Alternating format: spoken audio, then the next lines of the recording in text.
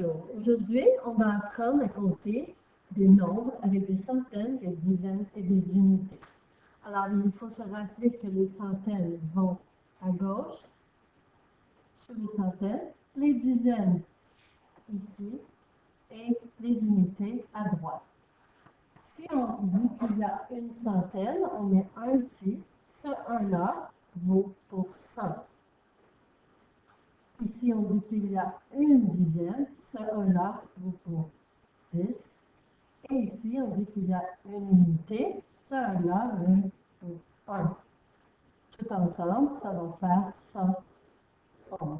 Une centaine, une dizaine, une unité. Alors, maintenant, on va faire avec les nombres un petit peu compliqués. On va commencer avec les plus faciles et on va aller avec les plus difficiles. Donc, dans le premier exemple, dans l'exemple A ici, alors, il y a 2 centaines, ça fait 200. Alors, on met un 2 pour les centaines. Il y a 3 dizaines. Alors, sous les dizaines, on met un 3. Et pour les unités, il y a aussi 3. On met 3. Et ça fait 233. Maintenant, dans l'exemple B, ici, après on fait des erreurs parce qu'on oublie de voir qu'il manque, il n'y a rien dans les unités.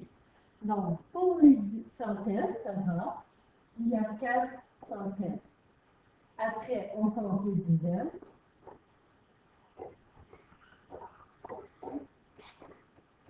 8 dizaines.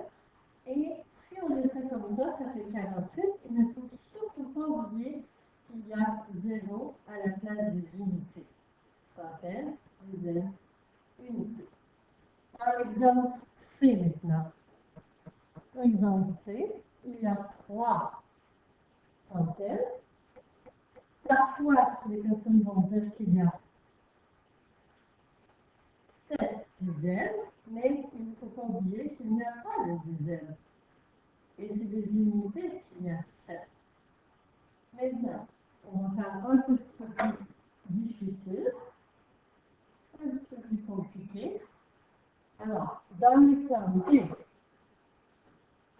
on voit qu'il y a 4 centaines, on voit qu'il y a 5 unités, 5 dizaines,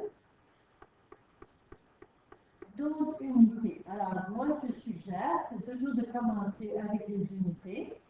S'il y a 12 unités, on ne peut pas écrire 12 ici, parce que comme j'ai dit aujourd'hui et l'autre jour, on ne peut pas écrire un nombre plus gros que 9 dans chaque case.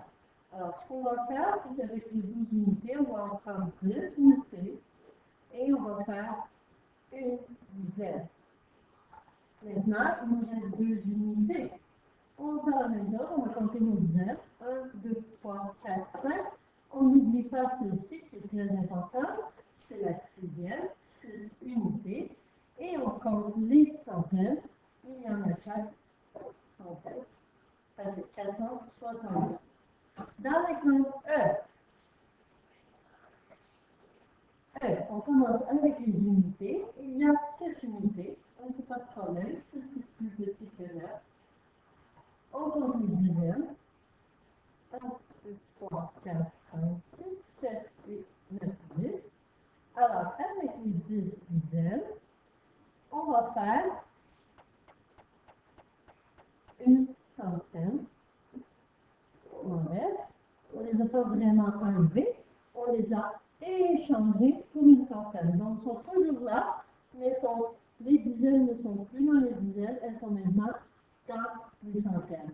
Donc, combien est-ce qu'il nous reste de dizaines? Il n'y en a pas. Il y a 0 dizaines, mais il y a maintenant 3 centaines.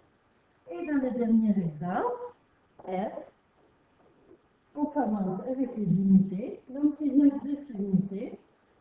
Qu'est-ce qu'on peut faire avec 10 unités? On peut faire une dizaine. Donc, combien est-ce qu'il me reste d'unités? Il n'y en a plus. On compte les dizaines. 1, 2, 3, 4, 6, 7, 8, 9, 10.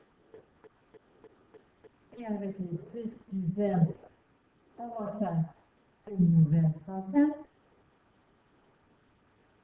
Et il nous reste 1, 2, 3.